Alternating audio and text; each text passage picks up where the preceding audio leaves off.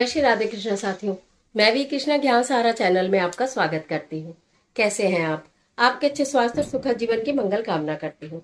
आपके अपने इष्ट देवों को कोटि कोटि नमन करते हुए, बड़ों को प्रणाम करते हुए वीडियो प्रारंभ करते हैं। साथियों, दीपावली का महापर्व जो 5 दिन चलने वाला था, जो मेन है वो दीपावली हमारी हो चुकी है, यानी कि लक्ष्मी जी का पूजन हो चुका है।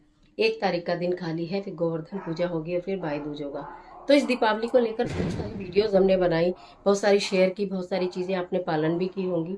फिर एक वीडियो मैंने आपको बहुत बहुत अलग हटकर ये दी कि कैसे जाने कि लक्ष्मी जी ने हमारी पूजा स्वीकार की, लक्ष्मी जी हम की दृष्टि हमारे घर के ऊपर पड़ी। क्या क्या वो साइन है उस वीडियो में आपने देखा। लेकिन आज की वीडियो में हम जानेंगे कि हमें चौकी कब हटानी है। देखिए, जिन्होंने 31 तारीख को पूजन किया या जिन्होंने 1 को किया, हमें अमावस्या के बाद चौकी कब हटानी चाहिए। यानी चौकी स्थापना करने का और चौकी हटाने का, दोनों का बहुत जबरदस्त महत्व है। दोनों ही शुभ समय में होनी चाहिए। तो हम अपने जो हमने माता लक्ष्मी के निमित्त चौकी लगाई है, वो पूजन सामग्री चौकी हम कब हटाएं और कैसे हटाएं और क्या चीज करें और क्या भूल कर भी ना करें, आज की वीडियो में यही सारी जानकारी लेकर मैं आपके बीच में। चलिए झटपट वीडियो प्रारंभ कर लेते हैं। तो मैं ये बात कर रही हूँ कि हमें चौकी कब हटानी है। अगर आपने 31 तारीख को दीपावली का पर्व मनाया है तो भी, 1 को मनाया है तो भी, आपको 31 वालों को भी और 1 वालों को भी, 1 तारीख में 1 वाले तो हटाएंगे नहीं, 31 तारीख वालों को भी 1 तारीख में चौकी नहीं हटानी है। पहले जो माता की चौकी थी रहती थी, उसको 5 दिन रखने का ही विधान था। यानी भाई दूज की पूजा करने के बाद ही चौकी के सामान को वहां से हटाया जाता था। लेकिन अभी समय अभाव के कारण, या उतने दिन आप दीपक नहीं जला पाते, या उतने दिन उसकी देखभाल नहीं कर पाते, भूमि सहन नहीं कर पाते, तो इसलिए उसको पहले से पहले हम हटा देते हैं। तो उसके लिए दिन उपयुक्त होता है अमावस्या से अगला दिन। यानी कि जो अमावस्या के बाद पड़वा तिथि आती है, उसको हमें कभी भी, उसमें हमें चौकी नहीं हटानी चाहिए। शाम के समय में हमें चौकी कभी भी नहीं हटानी चाहिए। इस बात को आपको ध्यान रखना है। तो प्रत्येक लोग जिन्होंने दीपावली कभी भी पूजन की हो, वो 2 तारीख को ही अपनी चौकी हटाएंगे। अब 31 वाले बोलेंगे तीसरा दिन होगा, बिल्कुल भी नहीं होगा तीसरा दिन, क्योंकि 2 तारीख को प्रातः काल आपको चौकी का सामान हटाना है। माता लक्ष्मी के निमित्त आपने जो भी पूजा की है, धीरे धीरे एक एक चीज बताऊंगी, एक एक चीज अच्छे से समझ लीजिए। क्योंकि देखिए, इतनी बड़ी महालक्ष्मी की पूजा थी, इसमें कोई गलती हमसे ना हो जाए, कोई चीज हमसे छूट ना जाए, कोई ऐसी चीज ना हो जिसे हमें अपने पास रखना था उसका हम विसर्जन कर दें, और कोई ऐसी चीज ना हो कि जिसका हमें विसर्जन करना था वो हमने अपने पास में रख लिया। तो इस बात का हमें ध्यान रखना है। प्रातः काल आप उठिए, नहा धोकर स्वच्छ वस्त्र धारण करिए, और उसके बाद अपने हाथ जोड़ के जो आपको पूजा करनी है वो पूजा करिए पहले।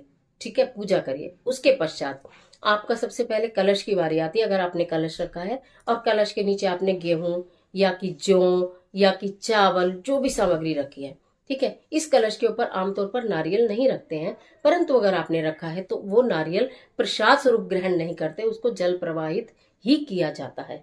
एक कटोरी में, मैंने बोला था अगर आपके यहाँ नारियल नहीं रखा जाता है तो कलश के ऊपर एक कटोरी में मखाने रखिएगा। समझ गए मेरी बात? एक कटोरी में मैंने मखाने रखने के लिए बोला था। तो वो मखाने और जो कलश के नीचे आपने जो भी सामग्री रखी है, गेहूं चावल जो, वो गाय को खिलाए जाते हैं। यहाँ पर समझ में आ गया, वो गाय को खिलाए जाते हैं।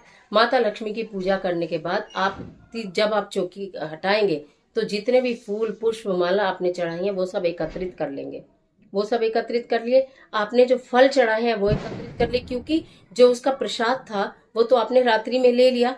अब जो उसके पास उस दिन का सामान चौकी के पास बचा है, उसमें एक अच्छा सा बड़ा सा कोई थैला, कोई पेपर बैग ले लीजिएगा। उसमें आपने गाय का सामान अलग एकत्रित करना है, और जो आपको विसर्जन करना है, जल विसर्जन। देखिए, पटाखे खूब चल रहे हैं, बम खूब चल रहे हैं। दिवाली वाले से पहले दिन ही मैं आपके लिए वीडियो शूट कर रही हूँ, क्योंकि फिर दीपावली है ना, कल तो मेन हो जाएगा, तो समय नहीं मिलेगा।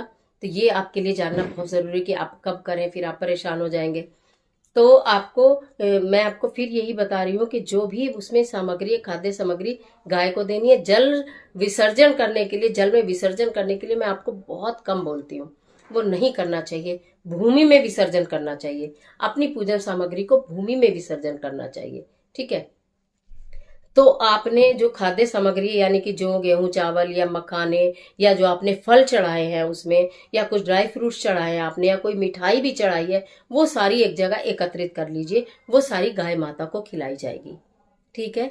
अब बात आई फूलों की। आपने फूल माला बहुत सारी चढ़ाई है, आपने बहुत भगवान जी को फूल चढ़ाए, माला चढ़ाई, उन्हें एक जगह आप अलग से एकत्रित कर लीजिए। वो आपको अपना, आपके घर के बाहर कहीं पेड़ हो, गमले हो, उनमें डालने नहीं है। क्योंकि जो ताजे फूल होते हैं, अगर हम उन्हें गमलों में डाल देते हैं तो वो सड़ से जाते हैं, गल जाते हैं कहने का मतलब, तो उनका वो उपयोग नहीं होता जो एक्चुअल में होना चाहिए। उन्हें पेड़ की किसी शाखा पर टांग दीजिए, ठीक है। पेड़ की किसी शाखा पर टांग देते हैं तो वो सूख जाते हैं, और उसके बाद सूख के वो जो झड़ते हैं तो उनसे बड़े सुंदर सुंदर पौधे उगते हैं।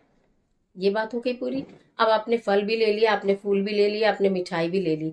अब बात कर लेते हैं, आपने धन पोटली बनाई, आपने धन कलश बनाया, कुछ भी आपने बनाया होगा जरूर।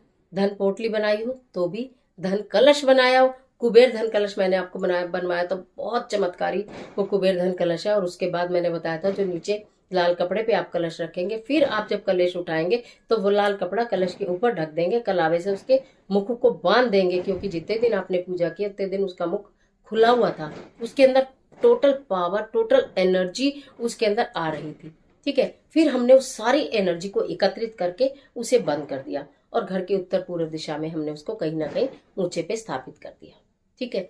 तो ये 1 साल स्थापित रहेगा। उसके बाद किसी ने पूछा था उसके बाद इसका क्या करना है, तो उसके बाद आप इसके अंदर की जो सामग्री है उस सामग्री को किसी पेड़ के नीचे दबा देंगे, और वो कलश जो होगा, छोटा सा आपने तांबे का लिया हो, अपने पीतल का लिया हो, छोटा लिया हो, बड़ा लिया हो, उसे आप अपने मंदिर में आप प्रयोग कर सकते हैं, अपने घर में भी उसे प्रयोग कर सकते हैं, किसी भी तरह आप उसे यूज कर ले।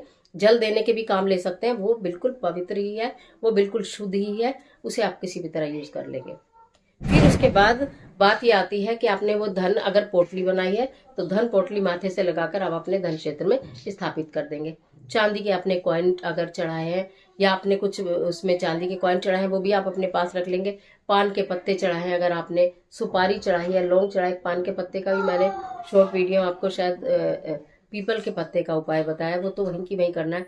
अगर पान का पत्ता भी आपने चढ़ाया है तो एक पान के पत्ते का जो उपाय बताया था जिसमें शहद रखना था, वो तो आपको भोग स्वरूप, जो प्रसाद स्वरूप ग्रहण करना था। लेकिन बाकी अगर वैसे आपने पान के पत्ते चढ़ाए हैं तो वो आप उसको पान के पत्ते को गाय माता के समान में रख दीजिएगा, जो गाय माता को खिलाया जाता है, ठीक है। उसके बाद गंगा जल छिड़क कर हाथ प्रणाम करके लक्ष्मी गणेश जी जो हैं उन्हें अपने यथास्थान पर स्थापित कर दीजिएगा, जहां आपने अपने घर के मंदिर में उन्हें स्थान दिया हुआ है। आपने नए लिए हैं तो भी, और आपके पहले वाले हैं तो भी। एक वीडियो अलग से मुझे देनी थी, खैर समय नहीं मिला कि नई पुरानी मूर्तियों का क्या करें। पुरानी मूर्तियां जो होती हैं, कैलेंडर जो होते हैं, मैं शॉर्ट वीडियो में फटाफट से बता दूंगी, आप देख लेना। तो आपने उनको उनके यथास्थान पर दे दिया, और बानी मन कान पकड़कर हाथ जोड़कर प्रार्थना की, माफी मांगी, गलती की कोई भूल हुई हो तो हमें माता रानी क्षमा करें, हमारे घर में गणेश और लक्ष्मी का वास हो। बाकी जो आपने अगर पंचदेव को, 9 ग्रहों को अगर आपने आमंत्रित करा था और स्थापित किया था, तो बाकी सभी देवता अपने अपने घर में प्रस्थान करें, यथासंभव बुलाने पर हमें दर्शन दें, और लक्ष्मी गणेश जी हमारे घर में विराजमान रहे। ऐसा करके अब चौकी के ऊपर क्या बचा, आपका कपड़ा बचा। जो भी कुल सामग्री है आपने चढ़ाए थे, खील थे, बताशे थे, ठीक है, वो सब तो गाय माता के लिए आपने रख दिए। फिर उनको सबको अच्छे से, जो भी कुछ बचा हो, चाहे आपने तुलसी चढ़ाई हो, दूर्वा चढ़ाया हो, कुछ भी चढ़ाया हो, उन सबको फूलों के साथ एकत्रित करके जो चौकी वाला कपड़ा है उसे संभाल कर आप अपने घर के मंदिर में रखें, उसे धोएंगे नहीं एकदम, ठीक है। अगर किसी कारणवश आपके चौकी के कपड़े में मोमबत्ती लग गई है या दिया लग गया है और आपको लग रहा है कि वो खंडित हो गया है कपड़ा, तब आप उस कपड़े को मंदिर में नहीं रखेंगे वापस। फिर आप उस कपड़े को हटा लेंगे और उसका कुछ ना कुछ पिलो में, बच्चों के तकिए में, अंदर किसी चीज में, आप इस ऐसी चीजों में आप उसे लगा देंगे, लेकिन पुनः उसे पूजा में इस्तेमाल नहीं करेंगे, ठीक है। और आपकी जो चौकी होगी उसे भी आप संभाल कर रख लेंगे। उसके पश्चात जब आपने ये सारा विसर्जन का सामान रख लिया, गाय माता को भी खिला दे दिया और बाकी प्लांट के नीचे रख दिया, तो जहां लक्ष्मी गणेश पुनः आपने स्थापित किए हैं अपने घर के मंदिर में, पुनः एक दीपक जरूर जलाइएगा, क्योंकि आपने उनको फिर से अपने उनका यथास्थान स्थापित किया है। तो वहां फिर एक दीपक जरूर जलाइएगा, और जो भी आप पूजा करते हैं, मंत्र की चैटिंग करते हैं, ओम गणपति नमः या ओम महालक्ष्मी नमः, जो भी आप करते हैं उसको आप जरूर से जरूर कर लीजिएगा। ये था आपका चौकी विसर्जन की सारी विधि मैंने आपको बताई। अगर कोई चीज छूट गई हो इनमें से कि जो आपने की थी और रह गई है, तो कमेंट बॉक्स में पूछ लेना, वीडियो पहले ही दे रही हूँ, तो आप उसको जरूर पूछ लेना और मैं उसका आंसर जरूर से जरूर करूंगी। आशा करती हूँ आपकी दीपावली बहुत शुभ रही होगी, और आने वाले समय में भी दीपावली बहुत शुभ रहेगी। आप पर माता लक्ष्मी की कृपा बनी रहेगी। अगर कहीं जो मैंने आपको साइन बताया है उसमें आपको कोई साइन नजर नहीं आता और आपको लगता है कि हमें तो कुछ भी दिखाई नहीं दिया है, तो आप माता लक्ष्मी के मंत्रों का जाप पुनः पुनः हर दिन अपनी पूजा में 11 बार करना प्रारंभ कर दीजिएगा। तो ये मैंने आज आपको समस्त विधि बता दी है धीरे धीरे, और कब करना है ये भी मैंने बता दिया है। 2 तारीख को आपको इस कार्य को करना है। दीपावली आपने कभी भी मनाई हो, 2 तारीख की सुबह आप इस कार्य को कर लीजिएगा। और नहीं 2 तारीख को करेंगे, कि कोई लोग बोलते हैं कि 2 तारीख को नहीं करेंगे, शनिवार होगा तो कैसे करेंगे, शनिवार में नहीं करते, ऐसा कुछ नहीं है।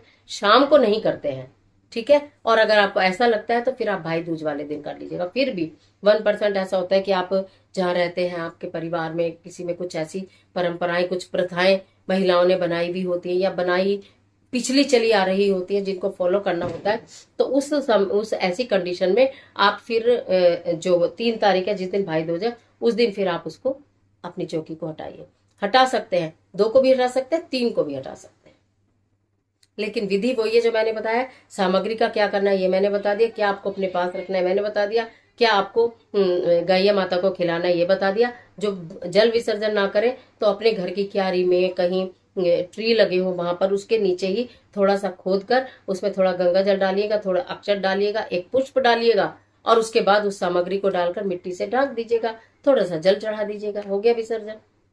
और साफ और शुद्ध विसर्जन हो गया। ना तो वो किसी के पैरों में आएगी, ना तो वो पानी में बहकर कहीं किनारे पर लगेगी, समझ रहे हैं ना। तो इसलिए वो कुल सामग्री आपकी भूमि में समा जाएगी। इसलिए मैं हमेशा भूमि विसर्जन ही बताया करती हूँ।